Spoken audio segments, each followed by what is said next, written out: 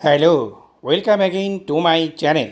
হ্যাঁ, এই দেখো, মানে এই খাবারগুলো হচ্ছে বাঙালি সত্তার আবেগের খাবার এবং বাঙালিদের সবচেয়ে প্রিয় খাবার। হ্যাঁ, কতগুলা ড্যাগ ভর্তি শুধুমাত্র এই ধরনেরই মোগলাই খাবার। মানে চিকেন বিরিয়ানি থেকে তেহারি, মোরগ পোলাও থেকে কাচ্চি বিরিয়ানি, কোনো কিছু বাদ নেই। হ্যাঁ, চিকেন বিরিয়ানিটা কী জিনিস এই দেখো, মানে এখানে রাইস আর হচ্ছে চিকেনের একটা বড় রোস্ট সাইজের বা 1/4 সাইজের একটা পিস, সেটা কিন্তু ওই চালের সাথেই রান্না করা হয়েছে। এমন না যে পোলাও আলাদা আর রোস্ট আলাদা, মানে পোলাও রোস্টকেই যে সবাই চিকেন বিরিয়ানি হিসেবে বলে দেয়, এটা কিন্তু সেই জিনিস না। এতে সুবিধাও আছে অসুবিধাও আছে। পুরো ব্লগটা দেখো, তাহলে বুঝবে সুবিধাটা কী আর অসুবিধাটা কী। হ্যাঁ, প্রথমে এটার সাথে একটা স্বামী কাবাব দিয়েছে, একেবারেই শুকনা মার্কার ডাইলের বড়া টাইপের স্বামী কাবাব, মানে হচ্ছে দুর্ভিক্ষ পীড়িত, মানে টেন্ডার জুসি বলার কোনো হচ্ছে সুযোগ নেই, একেবারে শুকনা সাবড়া মার্কা। এই জিনিসটা যে কেন দেয়া হয় আমি জানি না, কিন্তু হচ্ছে গিয়ে এইটা মানে প্লেটের সৌন্দর্য বাড়ায়, যে তুমি যে রোস্ট নিয়েছো সাথে যেন একটা কাবাব থাকে, এই জন্যই সমস্ত এটা দেয়া হয়। আর পুরান ঢাকার খাবার না এমনিতেই মজা। নাজিরা বাজার থেকে হচ্ছে হাজারিবাগ, সব জায়গারই হচ্ছে সব খাবার হচ্ছে খুবই মজা। তো এইখানের মধ্যে আমি যে রাইসটা হচ্ছে খাচ্ছি, এই রাইসটার ব্যাপারটা হচ্ছে যেহেতু চিকেনগুলোর সাথে একসাথে রান্না করা হয়েছে, এই জন্য চিকেনের সেই ফ্লেভারটা কিন্তু প্রতিটা চালের মধ্যে একদম ইউনিফর্মলি হচ্ছে চলে গেছে। এই জন্য রাইসটা কিন্তু খেতে বেশ মজা লাগছে। আবার এই তেহারি বা বিরিয়ানি যেটাই বলো না কেন, এইটার মশলা দিয়ে যেহেতু হচ্ছে এই চিকেনটা রান্না করা হয়েছে, এই চিকেনটার মধ্যেও কিন্তু সেই বিরিয়ানির হচ্ছে গিয়ে ফ্লেভারগুলো হচ্ছে গিয়ে ঢুকে গেছে। মানে জিনিসটা কিন্তু তুমি রোস্ট পোলাও হিসাবে খেলে হবে না, এটা টোটালি হচ্ছে ডিফারেন্ট জিনিস। আর এটার দামও খুব কম, 160 টাকা। 160 টাকায় যেই পরিমাণ রাইস দেয়, এটা কোনো ক্যামেরা ইফেক্ট না, সবাইকেই এতটুকু দেয়। আর এটা সালাদ টালাদ দিয়ে খেতে এমনিই কিন্তু স্বাদ আরও অনেক গুণ বেড়ে যায়। আমি এর আগে কখনো হচ্ছে এই ধরনের খাবার এরকম পুরন ঢাকায় এসে খাইনি। আসলে আমার ওরকম তো স্ট্রিট ফুড খাওয়ার হচ্ছে সুযোগ সময় সবসময় হয়ে ওঠে না। তো এখানে যে আমি আজকে প্রথম খেতে এসেছি মামুন বিরিয়ানি হাউসে, তো এখানে তো আসলে প্রত্যেকটা বিরিয়ানি হাউসই বেশ নাম করা। তো আমার কাছে খেতে ভালোই লাগছে, কিন্তু কিছু এটার অসুবিধাগুলো নিয়েও তোমাদেরকে বলি। আমরা যারা আসলে কারি লাভার, মানে হচ্ছে গিয়ে ঝোল খেকো মানুষ, ঝোল খেকো জনতা, এই ঝোল খেকো জনতা কিন্তু চায় যে প্রত্যেকটা খাবার হচ্ছে কি একটু জুসি টেন্ডার গ্রেভি হবে, আমরা গ্রেভি দিয়ে মাখিয়ে মাখিয়ে খাবো, প্রত্যেকটা স্বাদ হচ্ছে প্রত্যেকটা লোকমার মধ্যে হচ্ছে নিজের মতো করে মিক্স আপ করে হচ্ছে খাবো। এই জিনিসটা কিন্তু সেরকম না, এই জিনিসটা যথেষ্ট পরিমাণে ড্রাই। তো এইটার সাথে উচিত হচ্ছে এই যে রোস্টের যেই ঝোলটা আছে, রোস্টের ঝোলটা হচ্ছে সার্ভ করা। এ কারণেই কিন্তু চিকেন বিরিয়ানি থেকে মানে ওই রোস্ট পোলাও ওইটাকেই মানুষজন হচ্ছে গিয়ে বেশি চিকেন বিরিয়ানি হিসেবে চালিয়ে দেয়, কারণ ওই আলাদাভাবে একটু গ্রেভি থাকে, তো ওটা দিয়ে একটু মাখিয়ে মুখিয়ে খাওয়া যায়। আর এটা তো হচ্ছে কি একটু ড্রাই টাইপের, তাই না?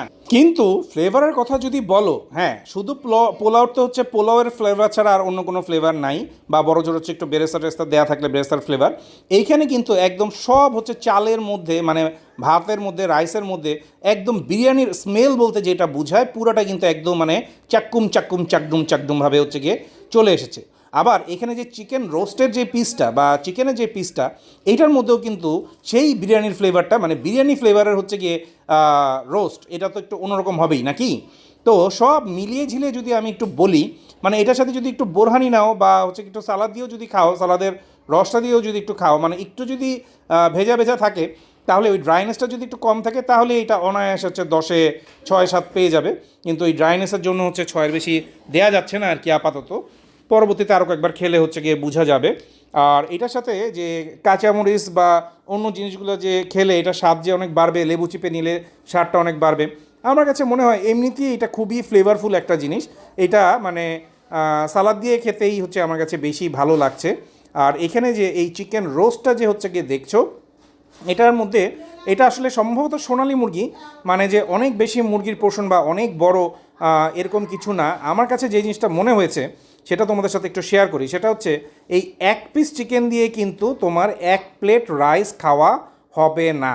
এই জন্য এই 160 টাকার এই প্ল্যাটারের সাথে পারলে 2 পিস চিকেন নিও, তাহলে হচ্ছে কি তুমি আরাম করে খেতে পারবে। তা না হলে আমার যেই সমস্যাটা হয় সেটা হচ্ছে রাইস থেকে যায়, মাংস শেষ হয়ে যায়। এই সময় আমি একটু কেমন যেন মাননীয় স্পিকার হয়ে যাই যে এইবার আমি করব কি। তো যাই হোক, এখানের আরেকটা হচ্ছে মজাদার আইটেম হচ্ছে ওদের বিফ তেহারি। এই তেহারিটা একদম সরিষার তেলে একদম ঝরঝরে, দেখতেই পাচ্ছ যে একদম মানে সরিষার তেলে ঝরঝরে করে রান্না করলে তেহারি চেহারা যেরকম হওয়ার কথা ঠিক সেরকম। তো এক প্লেট তেহারির মধ্যে মাংসের পরিমাণ মোটামুটি ভালোই দিয়েছে। তো এইখানকার আসলে তেহারি বিরিয়ানি সব কিছুই তো আসলে নাম করা এই কারণেই যে ওরা যেই টাকা নেয় সেই টাকা অনুযায়ী তোমাকে কিন্তু কখনো ঠকাবে না। আর রান্নাবান্না তো পুরান ঢাকার রান্নাবান্না, এটা নিয়ে তো আসলে কিছু বলার নাই, কারণ এটা একদম মানে আমি বলবো যে শুধু ঢাকা শহরের না, পুরো বাংলাদেশের মধ্যেই সব ঐতিহ্যবাহী যত খাবার দাবার আছে, মানে এমনকি বাসায় রান্না খাবারগুলোই তো হচ্ছে গিয়ে প্রচণ্ড রকমের মজা থাকে। আর সেখানে রেস্তোরাঁয় তো হচ্ছে গিয়ে মজা হবেই। আর ওরা যেই মশলাগুলো দেয় না, আমি জানি না যে এইগুলা একদমই মানে সবচেয়ে ভালো গ্রেডের মশলাগুলো ওরা কোত্থেকে পায়, যে ছোট ছোট দোকান, ছোট ছোট রেস্তোরাঁ, অথচ হচ্ছে ওদের খাবারের টেস্ট এত গুণ কেমনে বেশি হয় এটা ওরাই জানে। এই ব্রাঞ্চগুলোই এই জন্য হচ্ছে গিয়ে সবাই কপি নকল করে ঢাকা শহরের বিভিন্ন প্রান্তে ছড়িয়ে দেয় এবং হচ্ছে গিয়ে আমাদেরকে বোঝানো হয় যে এটা ওই পুরান ঢাকার হচ্ছে খাবার, কিন্তু আসলে আদতে হচ্ছে সব কিছু হচ্ছে ঘোড়ার আন্ডা। তো তেহারিটা যে খাচ্ছি প্রত্যেকটা বাইটে সরিষা তেলেরও স্মেলটা হচ্ছে নাকে এসে লাগছে। আর গরুর মাংস তো গরুর মাংসই, এটা নিয়ে তার আলাদাভাবে বলার কিছু নাই। তো আমার কাছে যেটা মনে হয়েছে যে তেহারি তো আসলে আমাদের একটা আবেগের খাবার। আমরা স্টুডেন্ট লাইফ থেকে শুরু করে মানে তুমি দেখো যে বাংলাদেশের খাবার আছেই তো তিনটা, রোস্ট পোলাও, কাচ্চি বিরিয়ানি, আর 3 নাম্বার রোল 3 হচ্ছে গিয়ে তেহারি। তেহারি হচ্ছে যে কোনো মিলাদ বলো, বিয়ের অনুষ্ঠান বলো, গায়ে হলুদ বলো, হ্যাঁ, আর যদি কোনো অনুষ্ঠান নাও বলো, শুধুমাত্র হচ্ছে স্টুডেন্ট লাইফে হচ্ছে ঘোরাঘুরি বলো, সবচেয়ে বেশি তো আমরা তেহারির উপরে ডিপেন্ডেন্ট ছিলাম। এবং তেহারি হচ্ছে লাইফ সেভিং একটা খাবার। মানে রাতের বেলা হচ্ছে গিয়ে প্রচণ্ড খিদা লেগেছে, মার তেহারি, ঘুরতে গিয়েছি মার তেহারি, মানে এক আইটেমই হচ্ছে গিয়ে একাই 100, এরকম আইটেম হচ্ছে গিয়ে আর খুব বেশি কিছু নাই। আর তেহারিটা মানে কাচ্চি বিরিয়ানি নিয়ে যেই পরিমাণ মাতামাতি হয়, তেহারি নিয়ে কেন আমাদের দেশে এত মাতামাতি হয় না আমি জানি না। তেহারিকে কেন যেন সবাই হচ্ছে গিয়ে একটু মানে কাচ্চির পিছনে রাখার চেষ্টা করে। কিন্তু আমি বলবো যে ইতিহাস, ঐতিহ্য, খাবারের টেস্ট এবং গুণগত মান এবং নস্টালজিক যে ব্যাপার স্যাপার, ঐতিহাসিকভাবে তেহারি এবং কাচ্চি বড় ভাই আর ছোটো ভাই এরকমই হওয়ার কথা। তো তোমাদের ওপিনিয়ন অবশ্যই কমেন্টে হচ্ছে গিয়ে আমাকে জানিয়ে দিবে। আমার কাছে কাচ্চি তেহারি দুটোই হচ্ছে খুব ভালো লাগে। আবার তেহারি যে হচ্ছে একদম সরিষার তেলেরই হতে হবে এমনটা না, আমার কাছে সরিষার তেল ছাড়া যে তেহারিগুলো হচ্ছে গিয়ে রান্না করা হয় সেগুলোও খেতে ভালো লাগে, যদি হচ্ছে গিয়ে ঠিক মতো হচ্ছে গিয়ে রান্না হয় আর কি। বিশেষ করে হচ্ছে গিয়ে ওরসের তেহারি, বিভিন্ন মসজিদে মিলাদের তেহারি, সেগুলো অনেক সময় হচ্ছে সরিষার তেল দিয়ে রান্না করা হয় না। তো আমার কাছে সেটাও ভাল লাগে। মানে তেহারির যে একটা আলাদা স্মেল আছে না, এই তেহারিটাই তো আবার মুরগিরও হতে পারে, গরুরও হতে পারে। আবার এই তেহারিরই যদি হচ্ছে গিয়ে আবার ছোটো বোনের কথা বলি, সেটার নাম হচ্ছে আকনি। সেটা হচ্ছে গিয়ে মশলার পরিমাণ খুবই কম থাকে, সেটা সিলেটে হচ্ছে খুব বেশি চলে। তো এই কাচ্চি বিরিয়ানি, তেহারি, আখনি সবই তো হচ্ছে বিরিয়ানির বিভিন্ন রকম প্রকারভেদ। এর মধ্যে কোনটা তোমাদের কাছে টপ নচ লাগে এবং কেন? কোনটাকে তোমরা রোল নাম্বার 1 দিবে আর কোনটাকে রোল নাম্বার 3 দিবে, সেটা অবশ্যই কমেন্টে আমাকে জানাবে যদি তুমি ট্রুলি হচ্ছে ভোজন রসিক হয়ে থাকো। আর এখানে তেহারির আমি এটা দেখলাম যে এটার স্বাদ বর্ধক হিসাবে সালাদের কোনো জুড়ি নেই। কাচ্চি যেমন হচ্ছে কাচ্চির সাথে সালাদ যায় না, কিন্তু তেহারির সাথে সালাদ কিন্তু উড়া ধুরা পুরা, তাই না? আবার কাচ্চির সাথে হচ্ছে কি বোরহানি যেরকম যায়, তেহারির সাথে কিন্তু বোরহানিটা সেরকম যায় না। মানে দুইটা কিন্তু দুই ক্যাটাগরি, তাই না? যদিও বড় ভাই ছোটো ভাই, কিন্তু এক একজনের চয়েস আবার এক এক রকমের, তাই না? একজন গাড়ি চালাতে ভালোবাসে, একজন বাইক চালাতে ভালোবাসে। আর এখানে মানে মাংসটা ওয়েল কুকড হওয়াটা একটা খুব জরুরি ব্যাপার। আর এই তেহারি আর ওই চিকেন বিরিয়ানি, এই দুটো কেন নিলাম? দুটোই কিন্তু চাল মাংস একসাথে মিক্স করে রান্না। এই জিনিসটাই যে তুমি কীরকম ফ্লেভারে এই মাংসটা রান্না করে পরে চালের সাথে মিলালে পুরো জিনিসটা একটা ব্যালেন্সড একটা বিরিয়ানি হবে, এই জিনিসটা বের করা কিন্তু এমন মুখের ব্যাপার না, মানে খুব মুখের কথা না, খুব সহজ না। এটার জন্য কিন্তু তোমার যথেষ্ট অভিজ্ঞতা থাকতে হবে।